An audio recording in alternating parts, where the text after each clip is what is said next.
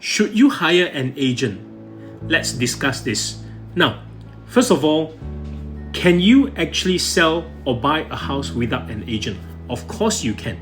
Can you go to court and fight a case without a lawyer? Of course you can. Self-representation, no problem. Then the question is, why is it that there's still a great number of people out there choosing to be represented by a real estate agent, or, if you're fighting a case, a lawyer? Now, let's narrow this down into the field of real estate. Okay, what is the difference between self-representing and being represented by a lawyer? So if you were to ask me, when you're buying or selling a house, as a consumer yourself, there's always the facts and figures to consider, and also the emotional side of things to consider as well. This is especially important, especially if you're buying a place. You're being an ex-home buyer myself. I bought quite a few properties over the years. I know that there's actually always emotional side that comes into play. Okay, I remember buying my first house, and I went and viewed the house myself without an agent. And the first thing, I went home, I couldn't sleep. I was literally tossing and turning in bed, thinking about where to put my furnitures. Okay, I knew at that point I was hooked already. And well, if you were to ask me, could I have actually been represented by an agent and maybe do a better negotiation process to get a better price? I would say yes.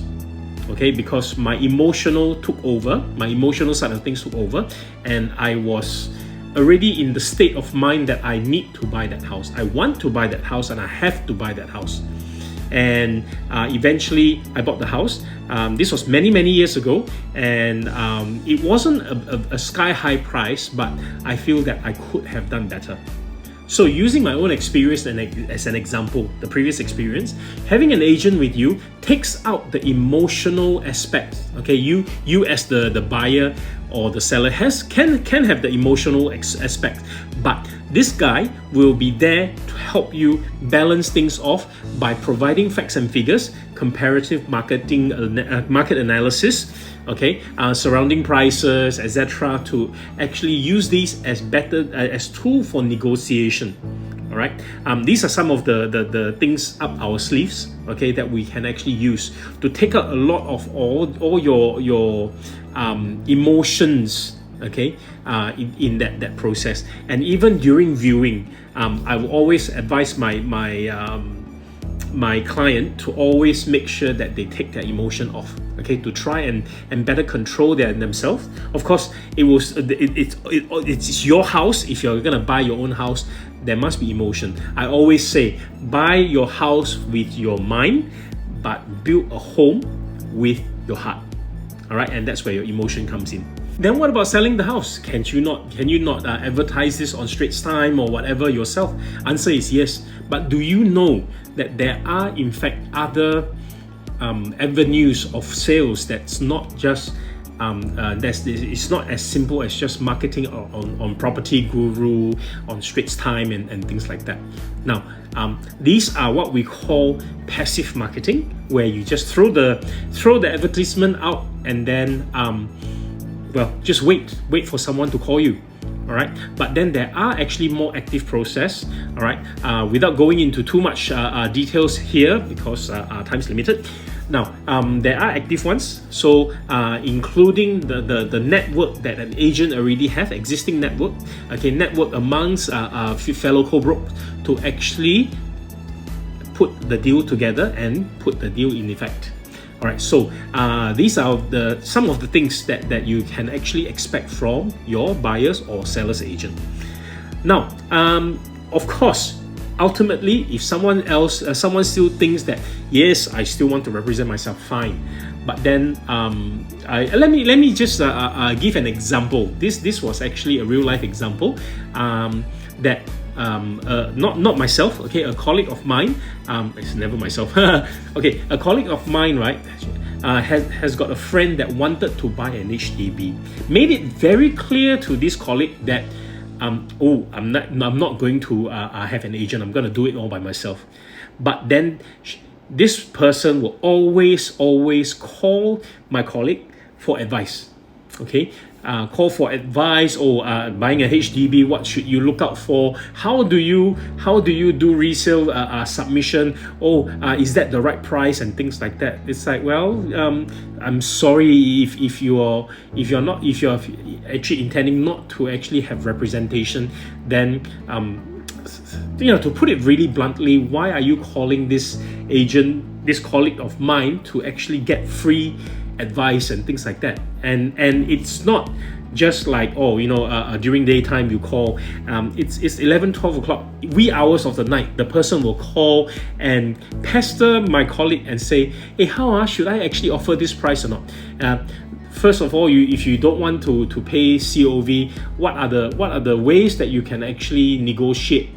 Okay, what are the negotiation process? So if people out there, if you are not sure on all this, it is actually cheaper. Okay, in that case, later I'll tell you the end result of that.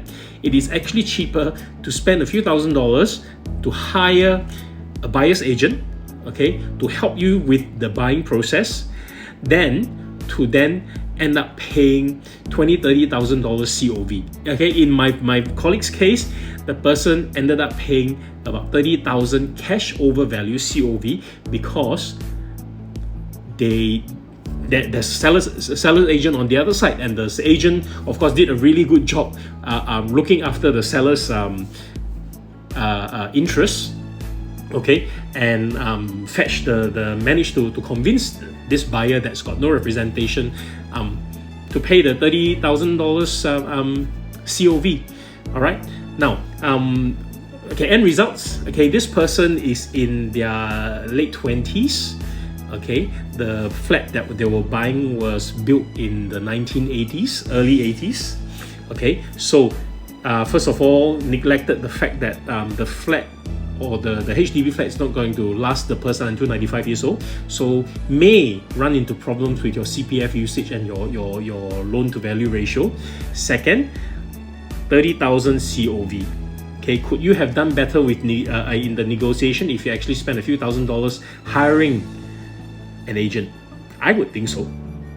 Okay, third, was that unit worth that 30,000 COV? Some people are willing to pay because it's really worth it. When asked what they like most about the place, it was the parquet flooring all around, and that was really purely the emotional side of things that actually got them hooked onto the house.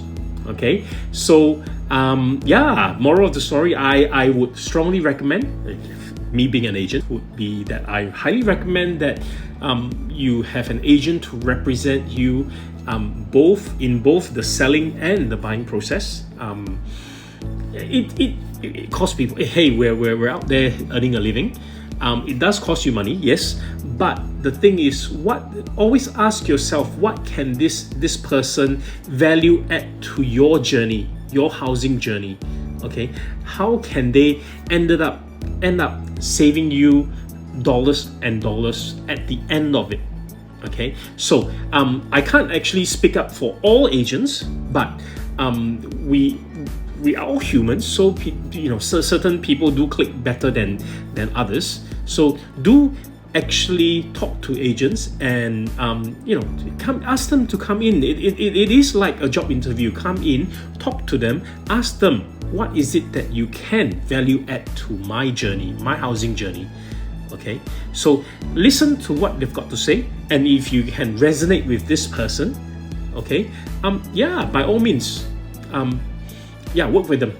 I am pretty sure, I'm very, very sure that someone out there will actually bring value to your journey.